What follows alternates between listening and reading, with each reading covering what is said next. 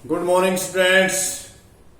फिर पेश हैं ऑनलाइन एजुकेशन में 9th क्लास के जलवायु को लेसन को लेकर, और आज हम इसमें कर रहे हैं पार्ट नंबर 3।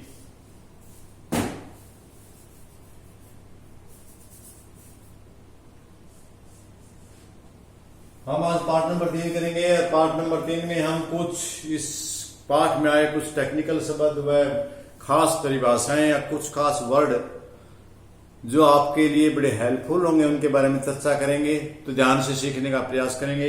सबसे पहले हम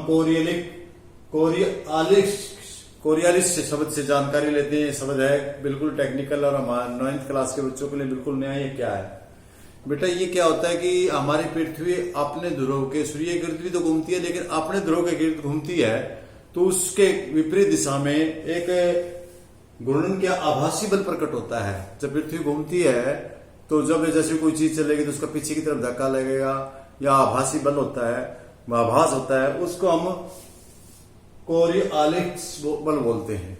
जो बल लगता है ना पृथ्वी घूमने के कारण आदमी या कोई भी वस्तु जो उस पर स्थिर है, जैसे कोई चीज वस्तु चल रही है, चलती वस्तु पर कोई वस्तु पड़ी है या वो एकदम से ब्रेक लगा दिया, एकदम से खड़ी चल पड़े तो उसमें बड़ा झटका सा लगेगा पड़ेगा, वो कोरी बल के कारण ही लगता है।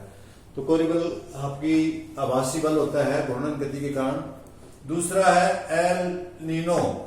एल नीनो क्या है कि समुद्र में गर्म जल की धाराएं क्रिसमस के आसपास 25 नवंबर जब क्रिसमस डे मनाया जाता है तो उस समय बिल्कुल ही नई नई गर्म धारा होती है, और ये गर्म धारा नहीं होने के कारण एल नीनो कहते हैं। क्योंकि एल नीनो का शाब्दिक अर्थ है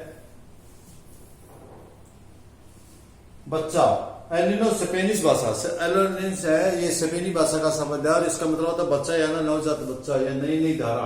तो जब वो समुद्र में ये गर्म जल की धारा बहनी शुरू होती है तो इसका मुख्य काम क्या होता है? समुद्र के जल का तापमान बढ़ाना ताकि उसमें कोई इस प्रकार की दिक्कत ना आए। और इसके बाद अगला है लू। लू क्या है? ये धूल भरी खुशक गर्म हवा पवनें होती हैं जो हमारे यहाँ चलते हैं। इससे हर बच्चा परिचित होगा। गर्मी के मौसम में जून में मई जून में जब गर्म हवाएं तेज हवाएं चलती हैं, आंधी भरी आंधी आती हैं तो उसके साथ गर्म पवनें चलती हैं, खुश्क पवनें चलती हैं, उनको हम लू बोलते हैं। इसके बाद काल वैशाखी क्या है? ये काल वैशाखी विशेष क्षेत्र पश्चिम बंगाल में वैशाख के महीने में जो गर्ज के साथ बरसात होती है ना, उसको काल वैशाखी के नाम से जानते हैं।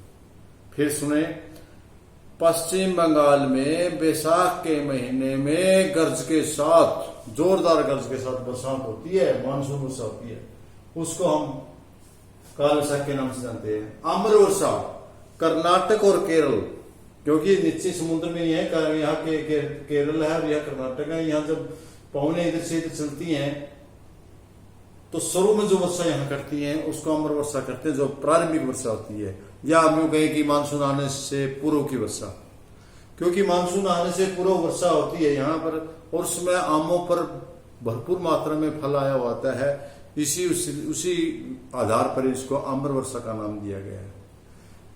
यदि आपको याद ना रहे कि इसको आम्र वर्षा क्यों कहते हैं, इसका रीजन ये है कि केरल और कर्नाटक है क्षेत्र में, उसमें भी भारी मात्रा में आम और फलों पर वर्षा आता है, और जो उनके लिए बड़ा ही ये वर्षा बहुत ही फलदायक होती है, अच्छी होती है, और मानसून शुरू होने से पहले ये वर्षा आती है, इसलिए इसको आम्र वर्षा के नाम से जाना जाता है। अगला मानसून प्रकोष्ठ। आपको पता है जब हमारी ग्रीष्म काल में हमारा थल भाग का तापमान वायु दाब है वो कम हो जाता है तो पवनें बंगाल की खाड़ी और अरब सागर से सथल की ओर चलना शुरू हो जाती है, और सथल पर जाकर क्या करती हैं वे मई से लेके जून तक यहाँ भारी मात्रा में बरसात करती है। इस सारे एरिया में मई से सितंबर तक यहाँ बरसात होती है भारी मात्रा में, और कभी कभार कहीं गरज के साथ बारिश होती है, अचानक बारिश भी हो जाती है, और उस अचानक बारिश होने वाले को तेज मूसलाधार बारिश, अचानक तेज बारिश होती है, उसको हम मानसून प्रकोष्ठ कहते हैं, या कई बार कहते हैं कि बादल फट गया। इस प्रकार की बातें होती हैं। उसको हम, इसका प्रभाव क्या होता है? इसका प्रभाव ये होता है कि अचानक वर्षा में वृद्धि कर देना, मानसून प्रकोष्ठ का यही अर्थ है। इसके बाद बड़ा इंपॉर्टेंट टॉपिक है क्वार की उमस। उमस शब्द से सुना है आपने, क्वार नहीं सुना? क्वार ये हमारा नवंबर अक्टूबर में मौसम वर्षा, ग्रीष्म वर्षा गर्मी भी होती है और वर्षा भी होती है। इस मौसम का समापन होकर शीत ऋतु में प्रवेश करने वाला होता है। इसीलिए दिन के समय में फुल गर्मी पड़ती है, पसीना आता है और रात की समय बड़ी ठंडी और सुहानी होती है। दिन ऐसा हो जाते हैं, दिन के समय में एक तरफ पसीना आता है, दूसरी तरफ वायु चलती है तो हवा लगती है। दिन निकालना बड़ा, दिन काटना बड़ा मनुष्य के लिए, जीव जंतुओं के लिए बड़ा असहाय होते हैं महीने। तो इसके लिए इसको उमस कहते हैं, कुवार की उमस के नाम से इसको जाना जाता है। और वर्षा, क्योंकि इस समय में क्या होता है कि जो नमी होती है, आर्द्रता, वो वातावरण में बनी रहती है और एक तरफ ठंड भी हो जाती है और दिन में गर्मी हो जाती है। इसलिए सभी का मिला जुला मौसम है वो खतरनाक होता है और दिन असहाय होता है। इसके बाद हम चलते हैं दो प्रकार के, एक उत्तर पूर्वी मानसून और पीछे का मानसून। दोनों मानसून थल से समुद्र की ओर आते हैं, लेकिन परिवर्तन क्या है देखिए, इसमें स्पष्ट लिखा है उत्तर पूर्व, उत्तर ये हो गया और पूर्व, यहां से मानसून चलते हैं और ये दक्षिण की इधर की ओर आती है। पौने इसकी ये है, ये पौने जो पौने इधर से इधर चलेंगे, इन पौनों का हम कहेंगे उत्तर पूर्वी मानसून।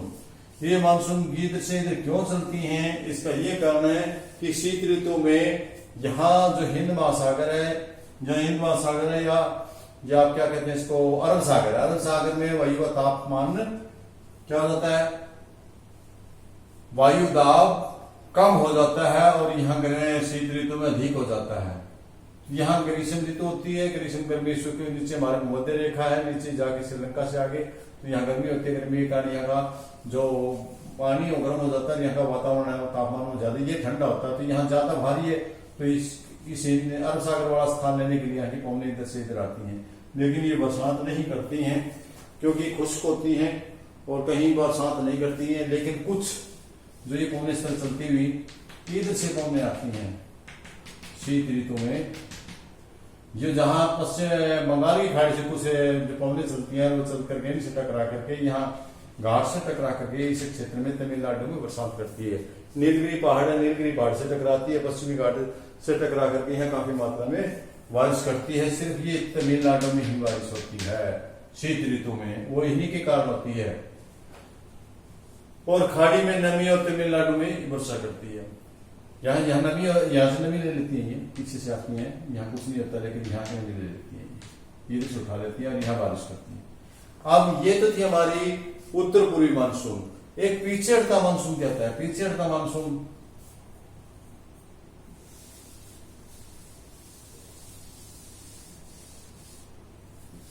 पीछे हटते मानसून में जो हमारा थल भाग है, थल भाग में जो वायु दाब वो क्या होता है, शीत ऋतु हो जाती है, हरियाली यहाँ की है, वायु दाब हमारा अधिक हो जाता है, इससे पौने इधर आती है, हिंद महासागर भी हो,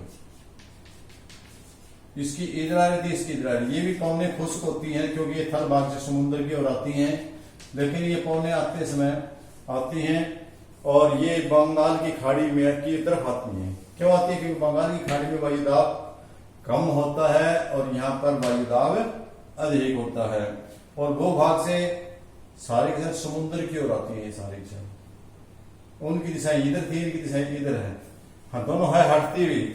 ये बिल्कुल भी बारिश नहीं करती, जो पीछे हटता मानसून बारिश बिल्कुल भी नहीं करता। क्यों नहीं करता, क्योंकि ये कहीं से यहाँ से थल भाग से आते हैं, सारी की सारी पौने थल भाग से आती हैं और सीधी आने का हिंद महासागर की तरफ जाती हैं। तो ये रास्ते में कहीं इनको पानी नहीं मिलता उठाने के लिए, और इसलिए ये कोई बरसात नहीं करती हैं।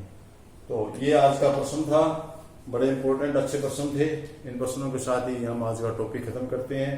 मिलते हैं नेक्स्ट टॉपिक में। धन्यवाद।